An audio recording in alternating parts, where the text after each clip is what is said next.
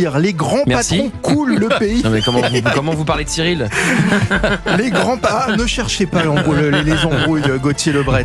Moi je vois une chose, c'est que vous n'êtes pas auprès de Cyril Hanouna pour l'encourager un jour où il a besoin d'encouragement pour les championnats de France.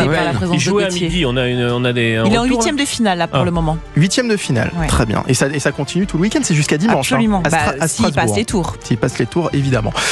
Les rats quittent le navire, je ne parle bien sûr pas de Cyril. Les grands patrons coulent le pays. Sophie Binet, la secrétaire générale de la CGT, s'est exprimée au sujet des grands patrons. On est avec Pierre qui est en ligne avec nous. Bonjour Pierre.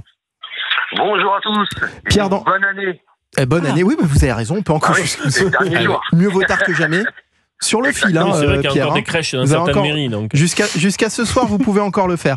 Vous êtes où dans les Hauts-de-Seine, Pierre?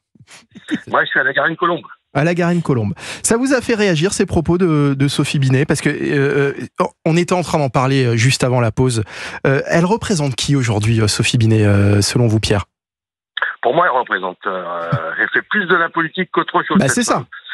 Et le problème, c'est que Madame Binet, c'est qu'elle oublie, c'est qu'on a besoin des patrons comme eux ont besoin de nous. Alors, il faut arrêter d'opposer les salariés, les patrons. Et on a besoin des grosses entreprises, que ce soit des petites, des moyennes. Et moi, je peux parler un peu de mon métier. Allez-y, vous faites quoi dans la vie, Pierre?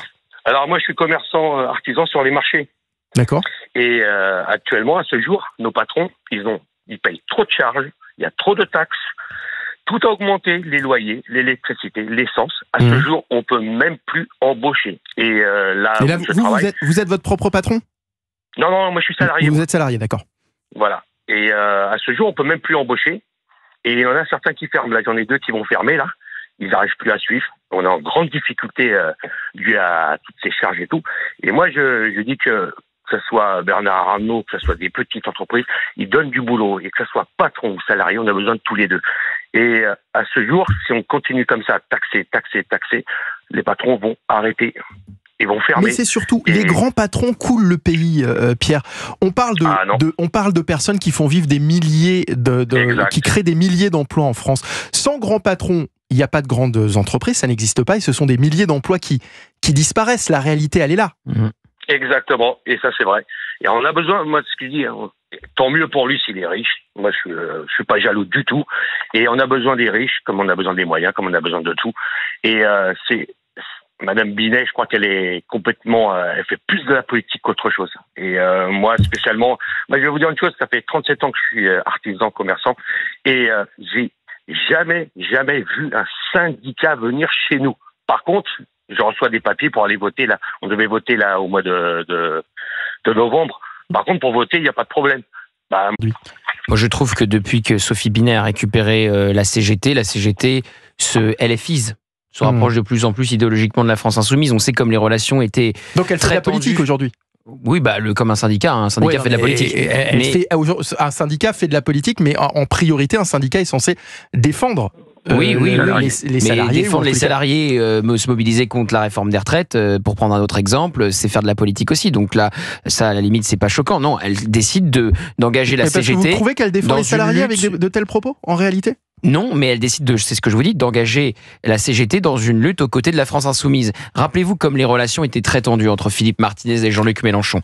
Là, on est dans une stratégie donc de LFiser la CGT. On voit bien que ce qui l'intéresse, c'est plutôt d'être donc dans la polémique, plus que dans la défense des salariés et des travailleurs qui, quand on parle du vote ouvrier, ont fait le choix de voter Marine Le Pen en majorité à la dernière présidentielle. Elle devrait plutôt s'intéresser et se poser cette question: pourquoi la classe ouvrière choisit aujourd'hui Marine Le Pen et a abandonné la gauche? Pourquoi la France insoumise a décidé, et ça a été avoué face caméra face à Jean-Luc Mélenchon, ce qui m'intéresse, c'est les jeunes et les quartiers, donc le vote ouvrier ne m'intéresse plus. Donc effectivement, là je vais dans votre sens, Mickaël, la CGT et Sophie Binet s'occupent plus de petites polémiques avec un vocabulaire absolument outrancier, les rats quittent le navire, que la défense des ouvriers. C'est pareil, on en parlait déjà il y a quelques jours avec Géraldine et Olivier, c'est la CGT à la SNCF avec Sudrail qui a participé à la censure de l'affichage du livre de Jordan Bardella.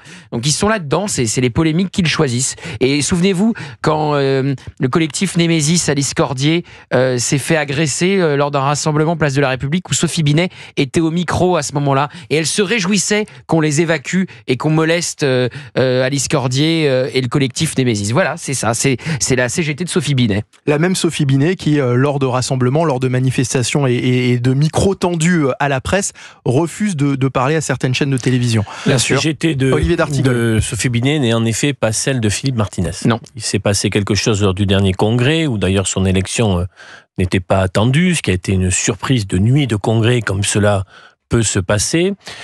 Pour autant, elle n'est pas elle essaie d'installer un espace associant Lucie Castet, Clémentine Autain, pour essayer de trouver une troisième voie politico-sociale entre Mélenchon et Hollande, pour résumer, en essayant de trouver cette troisième voie, un pacte social et politique.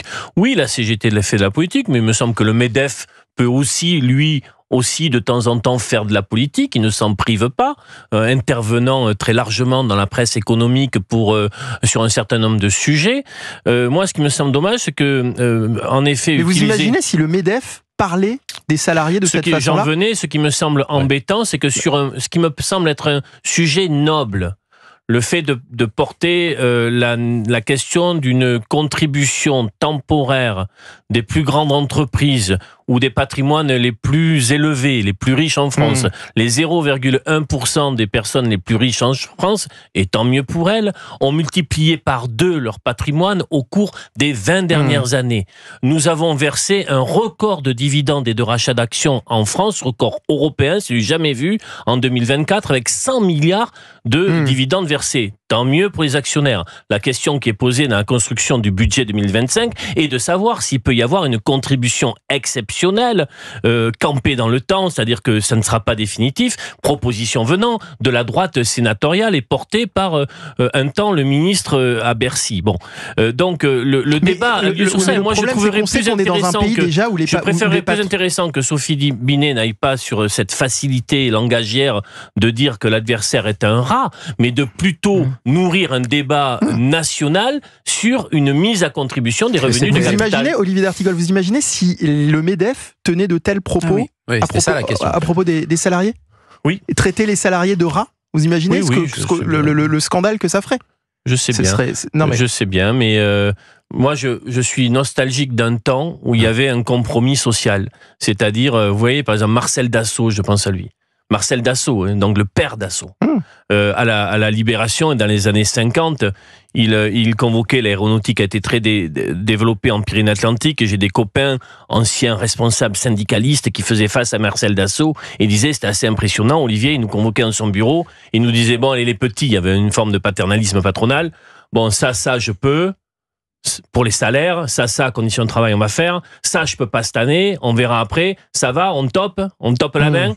Ah non, mais allez, on top. Et tout le monde était content. Les copains redescendaient en train vers le Pays Basque, l'usine était à Biarritz, et ils disaient, bon, on a remporté la victoire sur tout, c'était pas vrai. Dassault leur disait d'ailleurs, bon, vous pouvez dire que vous avez tout gagné, mais c'est pas grave. Disons, il y avait ce compromis social. Mais vous parlez de toute façon d'un temps où il y avait ce compromis social, d'une manière générale, le compromis était possible. C'est ce que De Gaulle fait avec les communistes en 45, c'est ce que Dassault a fait après pendant les 20 années qui ont suivi. Moi, je regrette une financiarisation du capital qui fait que certaines entreprises en Pyrénées-Atlantiques ne savent plus quel est le patron, puisque c'est un fonds de pension américain. Enfin, moi, j'ai connu Marcel Dassault. Fabien Lecoeur. Je l'ai connu parce qu'il avait ses bureaux en bas des Champs-Élysées, et c'était un des patrons.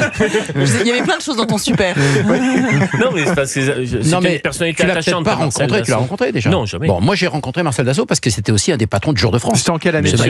Moi, je l'ai connu entre 78 et 81, 82. 1900. Oui, bien sûr, siècle dernier, bien sûr. Et alors, mais c'est-à-dire que c'était des vrais patrons et les employés respectaient leurs patrons. Il n'y a plus aujourd'hui, tout le monde s'insulte, ça monte tout de suite dans le rouge, tout de suite. Mais ce que je disais, c'est que c'était un temps où le compromis, d'une manière générale, était possible. Quand j'ai parlé tout à l'heure de polarisation du débat, ça veut bien dire que le compromis, aujourd'hui, n'est plus possible, Géraldine Maillet. Non, mais effectivement, vous parlez de polarisation, on n'a jamais été autant dans la polarisation, mais vous parlez de respect. Les élèves respectent plus les professeurs, on respecte plus les policiers, plus personne respecte plus personne. Là, moi, je suis tout à fait d'accord avec Gauthier sur le fait que la CGT se LFIs. Au moins dans la forme, au moins dans les sortes de joutes verbales comme ça, un peu spectaculaires, qui sont finalement une sorte de degré zéro de l'argumentation politique. Après, vous dire que la CGT, enfin, vous parlez de Martinez tout à l'heure avec adoration, Olivier d'Artigol, c'était pas non plus un grand réformateur. Avec adoration, voilà, je dis que la CGT avait changé avec Sophie Binet. Ce que je trouve incroyable dans ce que tu dis, c'est le parallèle entre la CGT et le MEDEF. En quoi la CGT crée de la richesse et crée des emplois ?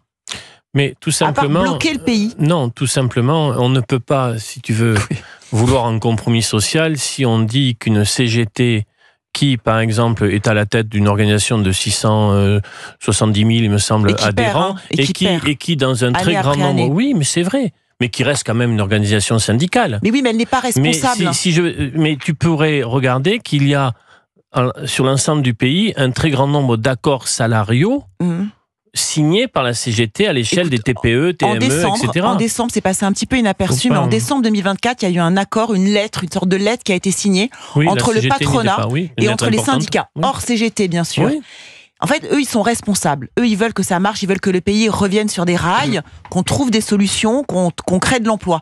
Et je trouve que la CGT est en cela totalement idéologisée et irresponsable. On va remercier, pas irresponsable. On va remercier Pierre qui était avec nous en direct des Hauts-de-Seine. Merci Pierre d'avoir été avec nous sur Europe 1 cet après-midi.